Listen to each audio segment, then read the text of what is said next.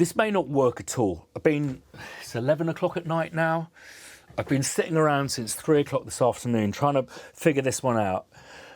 Basically, I see a lot of pals using string libraries.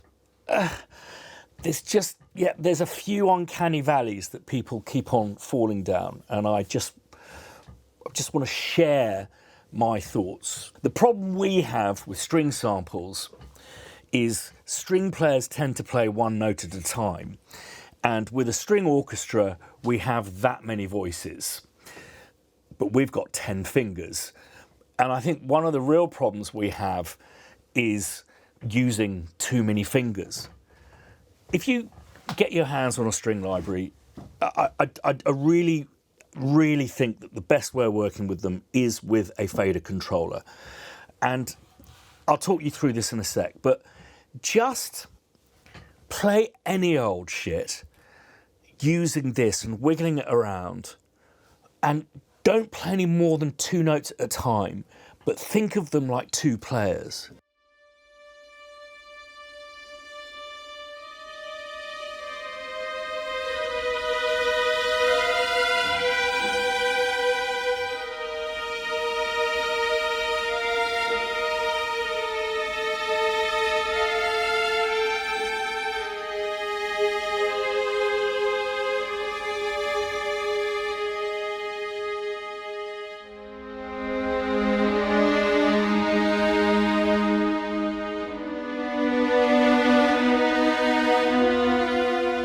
The mistake that we make, I see time and time again, is us using strings like pianos or like synths. So a lot of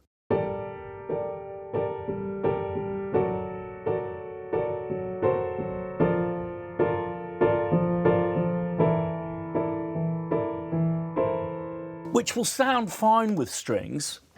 You don't have to keep playing like you would with the piano to imitate sustain.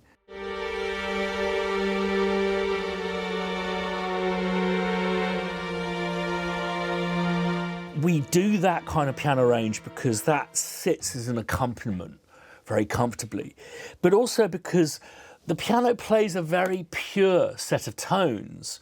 If you look at, say, for example, let's do just a 5th G. And have a look at a, what's it called, graph of that. You'll see there's 2 clear harmonic lines. Once the hammer goes down, it creates almost like a sine wave. So when you're going, there's a lot of purity. You can still hear every note.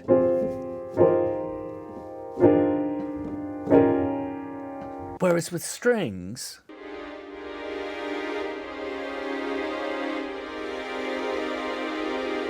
it instantly starts sounding like a synth. And there's a reason we divide that massive range into just 5 notes. And that, strangely enough, ironically enough, is to do with the voice. It's really all about 4-part harmony, which is based on S, A, T, B. So that's soprano, alto, tenor. Think of them like 4 different singers: Sade, Amy, Tony, and Barry. And then we have the addition of the bass, the contrabass, which is almost like an additional subharmonic that sits underneath. When applying that to writing string music, I'd say soprano, alto, tenor, jazz notes, keep those out.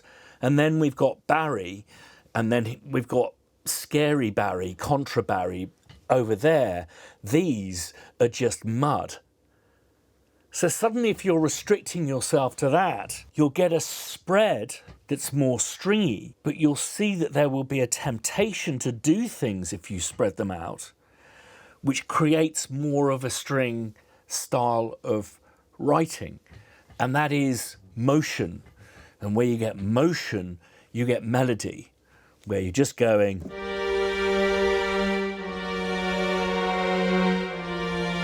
It's just a bunch of chords with a passing note. You don't allow any room for the instruments to move, creating melodies and therefore these different harmonies that form from them, because there's nowhere really for them to go, you know, where Where does that player go? Well, there's a player playing that note already and that note beneath. But you just take one of those notes out,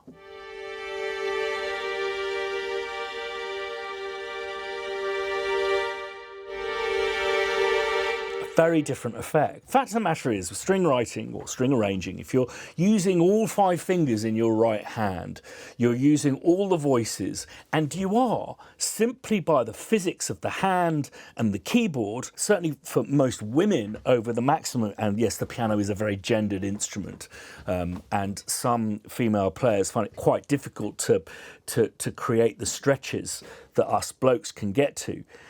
But really, you know, I'm looking at a maximum of, you know, an octave and 2 notes. To me, that already sounds much better than...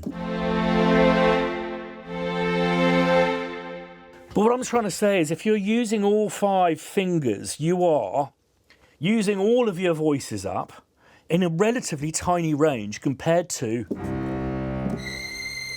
But going back to that purity of tone that I mentioned with the piano, have a look at that same spectrograph with the G and the D. What gives it that furry, almost like, let me just find it for you, almost like there's an element of noise in there.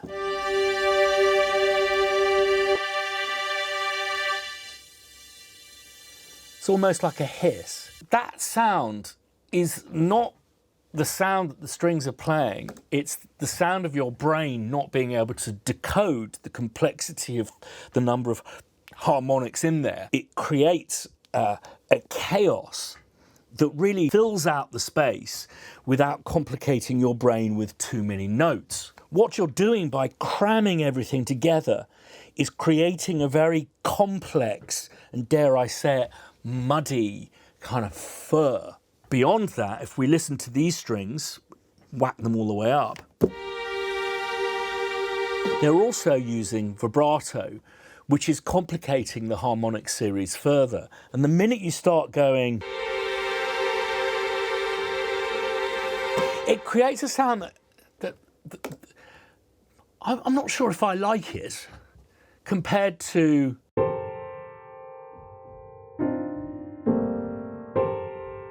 quite a mellow, intriguing quality to it. So in this video, just concentrating on the long stuff. There are different articulations that I'll show you in future videos. But something that makes the violin, string section, cellos, violas, basses so incredibly powerful and versatile is timbral differences. I mean, when a violin is plucked, it makes a very different sound to when it's bowed. It's huge range if you combine the 5 different voices, which are first violins, second violins, violas, cellos and basses, but also the ability to do something that nothing else in the orchestra can do, and that is to play one note for as long as you want it to, whilst also, like you can with brass and you can with voices and woodwinds, to change the timbre and the shape of that sound whilst it is playing, but with that one difference with strings, that it doesn't need to take a breath and doesn't need to revoice that note. It can be a continuum.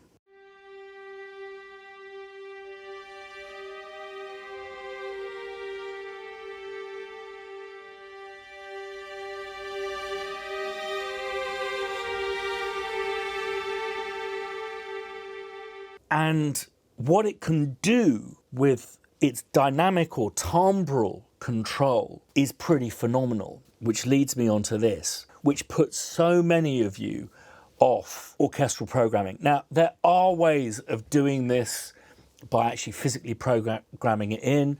There are all sorts of workarounds, but I have to say, just trust me on this. I've been at it for 25 years. I've spoken to countless other composers, and this is the way you've really got to do it. And I know there's going to be at least one person in the comments below who says, why can't you do it with expression pedals so that you can then play with both hands? Well, because I've got one foot doing that, hitting the sustain pedal, and the other one is beating time because I have no natural sense of rhythm. I know Vangelis uses pedals, I know Dario Marianelli uses a breath controller, but by and large, you need a fader control with two faders on. This for expression, otherwise known as CC11, and this for modulation. So that's expression there, which is, I wouldn't call it volume, it's a gain stage. It's like a trim pot. It's you can alter the volume of your instrument compared to, say, your other instruments. And this is timbre, which is commonly used for loudness, which does produce a timbral change in the instrument.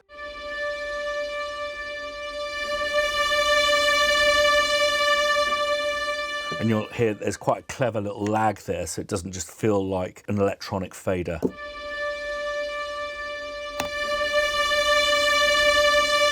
And the reason I have them the wrong way round, as a lot of people say, 11 and 1, is because you have a connective tendon dedicated to that finger, so it's more articulate than that.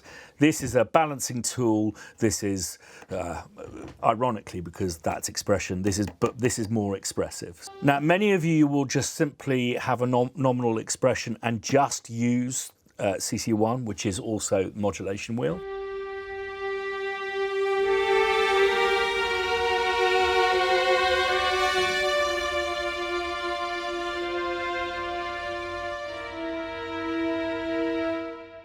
Which is lovely, but I like, you'll see I'll employ the sustain pedal in this one as well.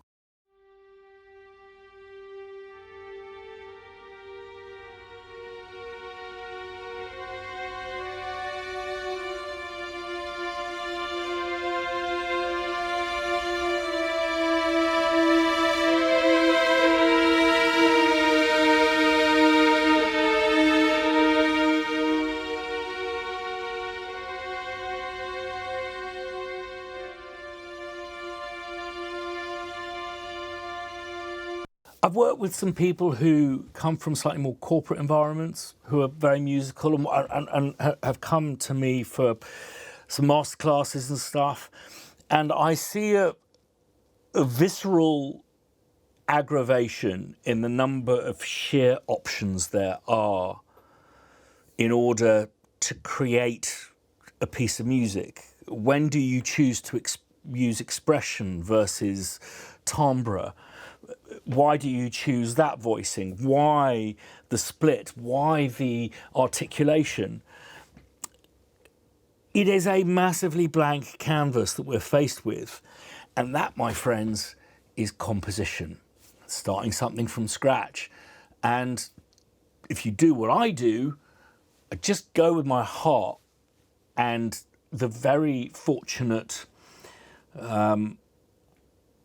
privilege I've had of being exposed or exposing myself.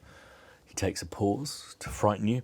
Exposing myself to loads of really good music and taking in how these things are articulated and voiced. You know, the use of a gap.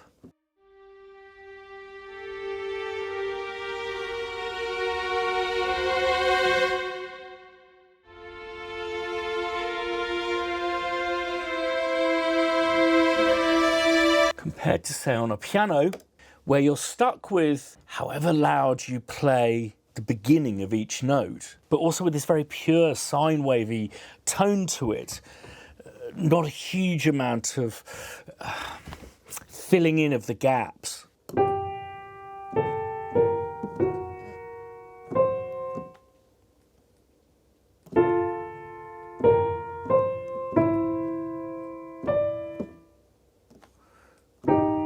It sounds like I'm taking a break to take a bite of a cheese Marmite and salad cream sandwich, as opposed to something with so much more vocal intention. It's just a little bit like I'm speaking.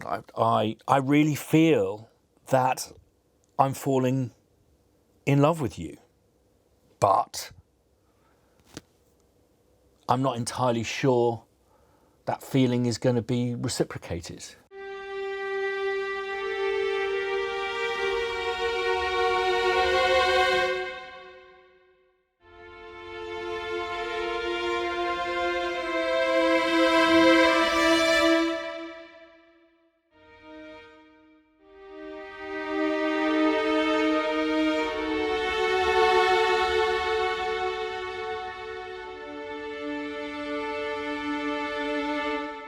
And then you've got the range.